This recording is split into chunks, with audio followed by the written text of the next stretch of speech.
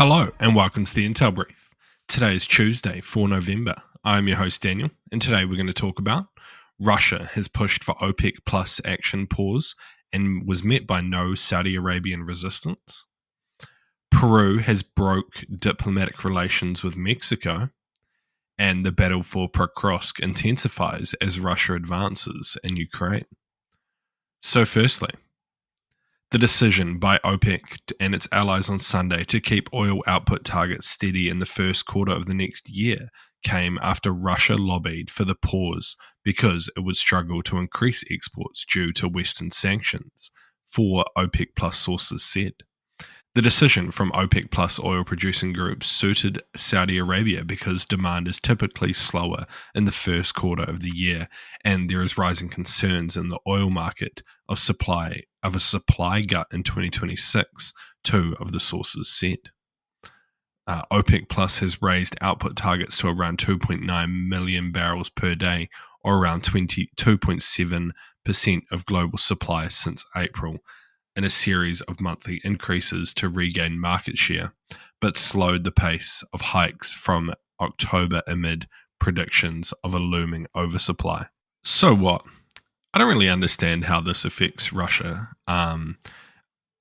It seems bad for them if other oil-producing nations who aren't sanctioned are increasing the amount of oil sold, as, that just ruins the price for Russia. But OPEC has been pretty good at maintaining its the price of oil throughout its lifetime, as it's designed to do. So yeah, I don't know. I don't think this is going to have a great effect on Russia, and we'll probably just see things staying pretty steady. And next, Peru announced on Monday that it had cut off diplomatic ties with Mexico over the asylum claim of a former Peruvian prime minister who was facing charges in her homeland over an alleged 2022 coup attempt by the President Pedro Castillo. So what? This just seems like a short-term move. It's unlikely that Peru will not maintain relations in the long term, regardless of this attempted coup planner hiding out in Mexico. Why Mexico won't send her back, I don't really know. I don't know too much about the situation. But yeah, it seems like a short-term kind of reactionary move that will probably just simmer down over the short to medium term, and they'll just get back to normal relations. However, I don't really know what is going on in Peru, so maybe a Gen Z protest? Who knows? That's quite interesting. Yeah.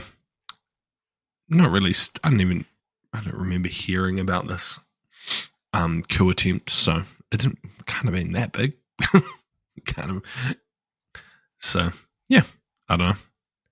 And lastly, Russia announced on Monday that its troops had made advances in Pokrovsk, a city in Ukraine's Donetsk region, a key transport and logistics hub that has been targeted by the Russian invasion for over a year.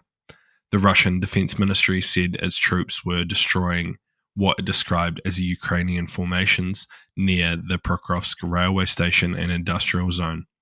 Russian forces have also reportedly entered a certain part of the city that I can't pronounce. On Monday evening, the Ukrainian military said that troops did not have full control over the city. In a statement on Facebook, the invaders continued to attack in small groups of up to 5 soldiers without using armored vehicles. Ukraine's 7th Rapid Response Corps, meanwhile, said that its operations of clearing Pokrovsk of occupiers was ongoing, and adding that Ukrainian forces had thwarted an attempt to cut off the supply routes in the north of the city. On Saturday, Kiev announced the deployment of special forces to the eastern part of Pokrovsk, which was under the assault of thousands of Russian troops. So what? I think this situation, from what I've read on X, the situation for Pokrovsk is a lot more dire than is being made out by the Ukrainian leadership, and it is allegedly cut off, surrounded by drones, is what they call it.